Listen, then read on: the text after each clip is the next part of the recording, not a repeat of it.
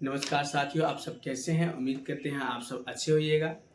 आज की इस वीडियो में हम आपको बताएंगे आधार कार्ड में जो बहुत सारे नियम का बदलाव किया गया है, क्या क्या नियम में बदलाव हुआ है और किन किन चीज़ों को आपको ध्यान रखना है आधार कार्ड की बनाने से पहले। क्योंकि यह नियम जो है अब जो लिया गया है, यह नियम बहुत ही बड़ा निर्णय लिया गया है।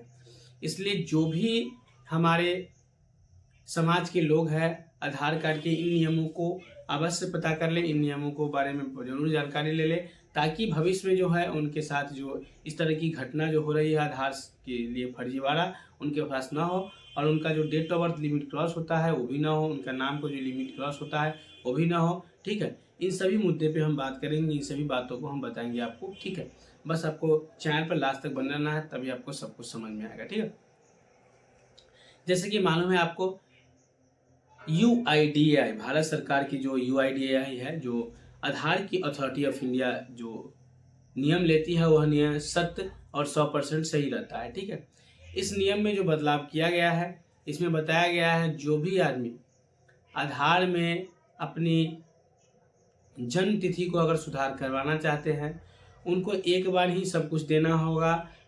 जो हम इस जन्म तिथि को एक ही बार सुधारेंगे, इसके बाद कोई भी करेक्शन नहीं करवाएंगे। ठीक है, तभी उनका आधार को जन्म तिथि अपडेट हो पाएगा, नहीं तो नहीं हो पाएगा।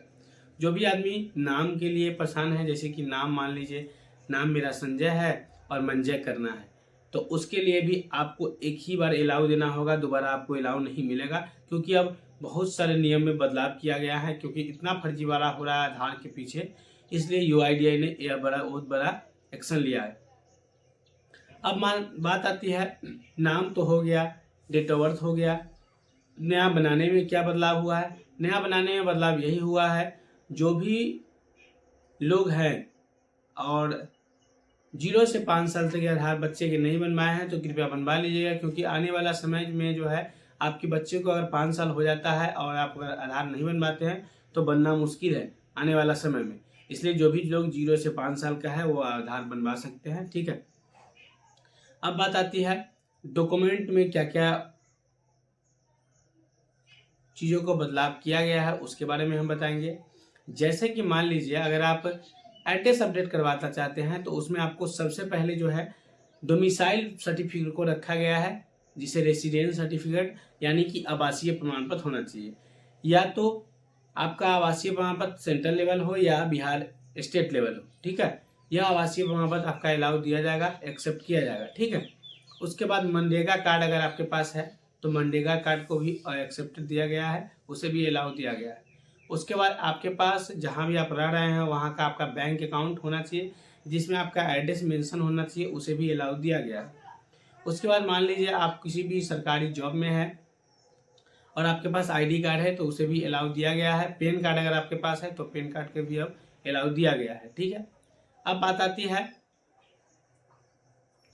जो इन नियमों के बदलाव के बाद जो है हम अपडेट करवाएंगे एड्रेस, तो क्या सेम रहेगा या कुछ और होगा। देखिए, इन नियमों के बाद अगर एड्रेस अपडेट आप करवाते हैं तो आपका सब कुछ सेम ही रहेगा, लेकिन अगर आप डेट ऑफ बर्थ से करेक्शन करवाते हैं तो सिर्फ और सिर्फ एयर रहेगा। मान लीजिए किसी का बर्थ 2005 है, 01/01/2005 है तो 2005 ही रहेगा, 01/01 नहीं रहेगा। मान लीजिए किसी का डेट ऑफ बर्थ 1997 है, 01/01/1997 तो 01/01 नहीं रहेगा, 1997 सिर्फ रहेगा। ठीक है, इन सभी बातों को आपको ध्यान रखना है।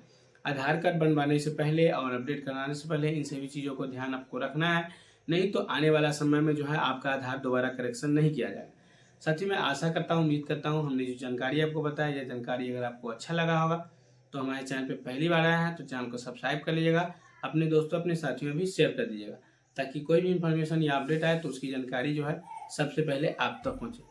तब तक के लिए जय हिंद दोस्तों, मिलते हैं नेक्स्ट वीडियो में। धन्यवाद।